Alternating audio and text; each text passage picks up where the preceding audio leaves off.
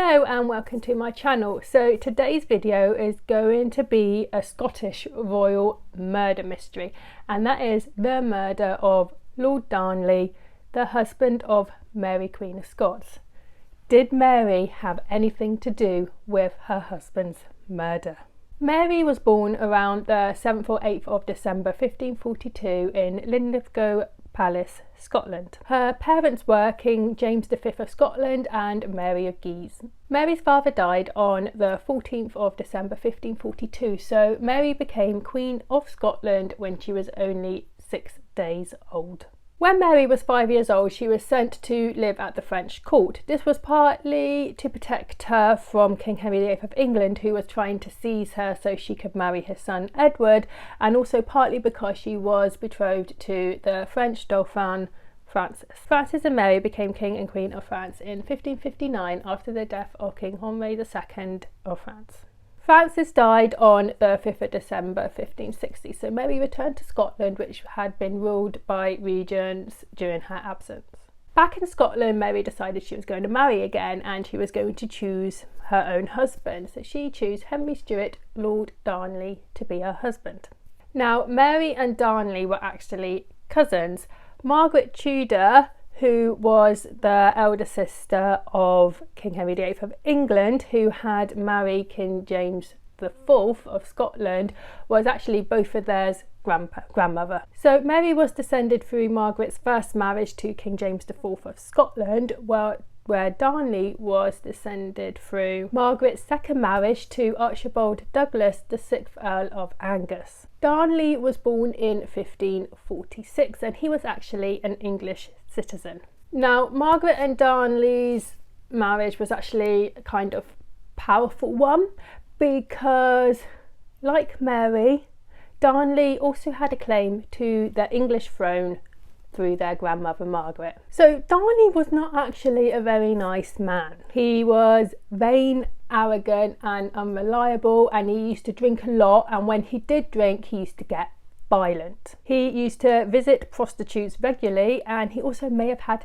syphilis. He was just a nasty man and none of the other nobles actually liked him. So Mary soon became pregnant with the future King James VI of Scotland, James I of England. But Darnley was actually unsure whether this child was his, because there was a rumour going round that the father of Mary's child was actually her friend and confidant David Rizzo. David Rizzo was born in Turin, and he actually came into Mary's employment in 1561 when he came to the Scottish court in a group of French singers. Appearance-wise, he wasn't that much of a looker. He was said to be short with dark hair and very ugly. But Mary really trusted him, and soon he became her secretary. So because he was her secretary, Rizzo had loads of access to Mary, and this made some of her lords jealous. So Patrick, Lord Ruthven, the Earl of Morton and other nobles managed to convince Darnley that Mary and Rizzo were actually having an affair, and they also convinced him that Rizzo had this rubber stamp that had Darnley's signature on it that he would use to sign royal documentation when Darnley wasn't around, and he was possibly doing this to usurp Darnley's position. So things kind of came to a head on the 9th of March 1566 while Mary was having tea in her antechamber at Holyrood Palace with Rizzo and the Countess of Argyll. So first Darnley came into the room and everything seemed normal. He took Mary by the waist and chatted with her happily. The Earl of Morton then came into the room dressed in full armour with a pistol and demanded that Rizzo be removed. His men then came into the room and grabbed Rizzo while a man called Andrew Kerr held a pistol to Mary's pregnant belly. Rizzo was dragged out into Mary's antechamber where he was stabbed 56 times. It was thought that Darnley did have some sort of control over what was happening and that he had signed some bonds of mutual support with the conspirators, and it was also thought that Darnley had actually hoped that during this that Mary would have miscarried or even have died. So after the murder of Rizzo, Darnley was now under some form of house arrest with Mary. And he kind of must have known that he was in trouble, because he actually sided with Mary and betrayed the other conspirators. So with the help of James Hepburn, 4th Earl of Bothwell, Mary and Darnley managed to escape the fortress of Dunbar where they were being kept, and Mary went to Edinburgh where she gave birth to her son James on the 19th of June. Darnley's behaviour then became really erratic. He first accepted that Prince James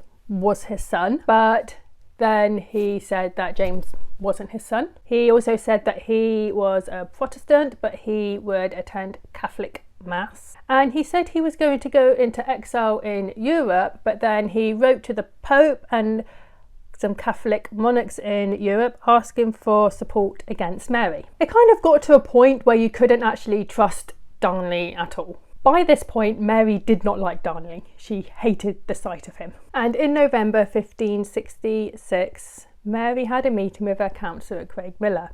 She wanted to find a way to leave Darnley that would retain the legitimacy of her son, but also retain her honour. Murder was never mentioned at this meeting, but a divorce would have been difficult to obtain. Now, at this meeting, the Lords on her council apparently signed a document saying that they would remove Darnley by one way or another. In December, Darnley went to Glasgow where he became ill, probably his syphilis. Around this same time, Mary made a gift of £10,000 to the Kirk and also pardoned all of Rizzo's murderers. Then on the 20th of January, Mary visited Darnley in Glasgow, and there she managed to convince him that she had forgiven him. So Darnley returned to Edinburgh with Mary and they stayed at the house of Kirk O'Field. On the 9th of February, Mary was meant to be staying at Kirk O'Field with Darnley, but at the last minute she decided to go to a mosque to celebrate the wedding of one of her servants. At 2 a.m. there was a massive explosion at Kirk O'Field. The house was destroyed and the explosion could be felt in Edinburgh. Darnley was found dead in the garden. There was not a burn mark on him. Instead, he was half naked and he had been strangled. Now, if Darnley had died in the explosion, it could have been said that this was an accident, because they do happen, and gunpowder at the house could have accidentally been lit. But seeing as he was found strangled in the garden, then his death was definitely murder. But who murdered Darnley? He had plenty of enemies and a lot of them were in the area at night, but the finger also pointed to Mary. So did Mary have any part in Darnley's death? When she met with her council that November, did she have murder on her mind? But would she really have risked her throne and her son's throne for him? What with divorce being out of the question, maybe she thought about sending him to a monastery. Kings have been putting away their wives or mistresses when they have finished with them for ages by putting them into a convent. So maybe she thought she could do that with him, put him into a monastery, and then she can just carry on her reign. The fact that Mary married Bothwell after Darnley's murder did not help her, because Bothwell was actually one of the main suspects in Darnley's murder. And even though at a trial at the time, he was found not guilty, some historians today still do believe he was the main person behind it. But Mary more than likely did not want to marry Bothwell. She said she felt she had to marry him after he had kidnapped and raped her and got her pregnant with twins that she sadly miscarried. I feel that Mary would not have willingly put her position in danger like that, especially considering what it was like for women at the time. She may have been a queen, but she was still vulnerable. There were still lords that weren't happy with a queen sitting on the throne, and the fact that she had grown up in France and she was basically more French than what she was Scottish made people quite suspicious. So honestly, no, I don't think she had anything to do with her husband's murder, but to be perfectly honest, if she did, I don't blame her. So that was how I feel about whether Mary had murdered her husband. What do you think? Do you think she did it? Do you think she didn't? Let me know. And if you enjoyed this video, like and subscribe, and I'll see you next time. Bye.